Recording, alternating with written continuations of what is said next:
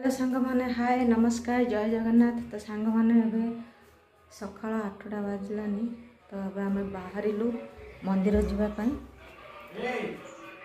हाँ हाँ आसूची टिके बाय बाय मंदिर। तो फाइनाली सांग मंदिर पहुँचे देख मंदिर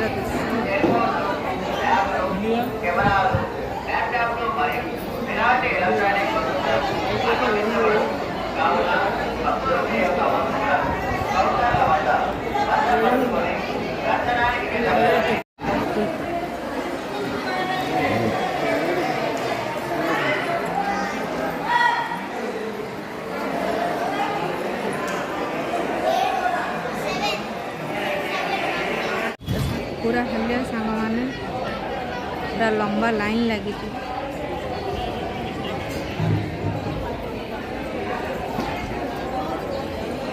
टे समय रेस्ट नहीं कि दर्शन कर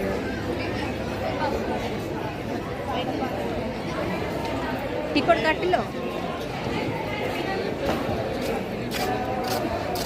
सांग मैंने टिकट काटू लाइन लगेबू दर्शन बेलू 2 घंटा।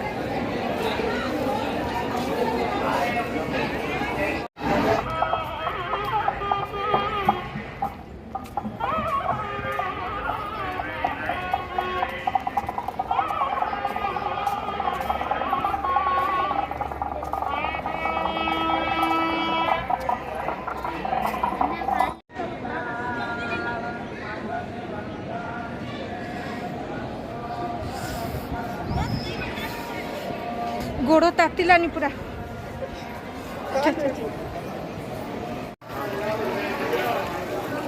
आसीचे गोटे जगह बोले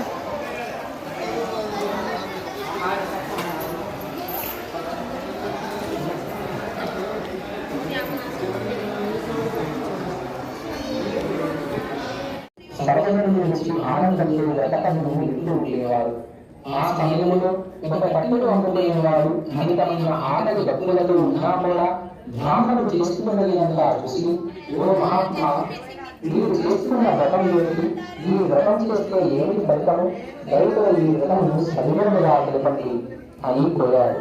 అప్పుడు ఆ బ్రాహ్మణుడు నాయనా ఇది శ్రీ సత్యనారాయణ స్వామి వ్రతము. ఈ వ్రతము ఆచరించిన సకల కోరికలు సిద్ధిస్తాయి, సకల ఐశ్వర్య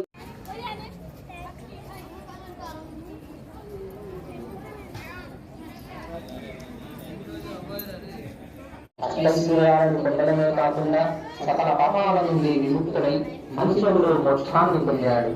ఈ వ్రతము ఆచరించిన వారు సకల దుఃఖాల నుండి విముక్తి పొంది సుఖ సంతోషాలను జీవిస్తారు.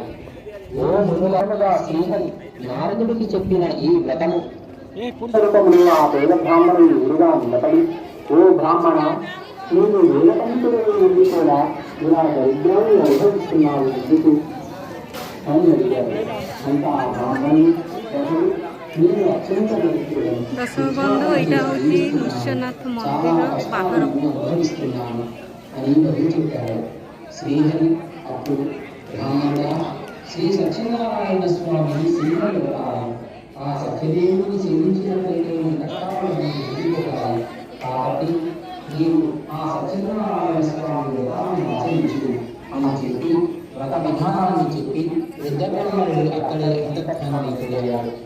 వెంటనే ఆ బ్రాహ్మణుడు సత్యనారాయణ స్వామి వ్రతము ఏం చేస్తున్నాడు అని మనసులో సంకల్పించుకుని ఆ రోజు రాత్రి ఉత్సాహంతో నిద్ర పట్టక చెరువులో గడిపి వరుసటి రోజు ప్రాతకాలంలో లేచి నిత్య విషయాలను నెరవేర్చుకుని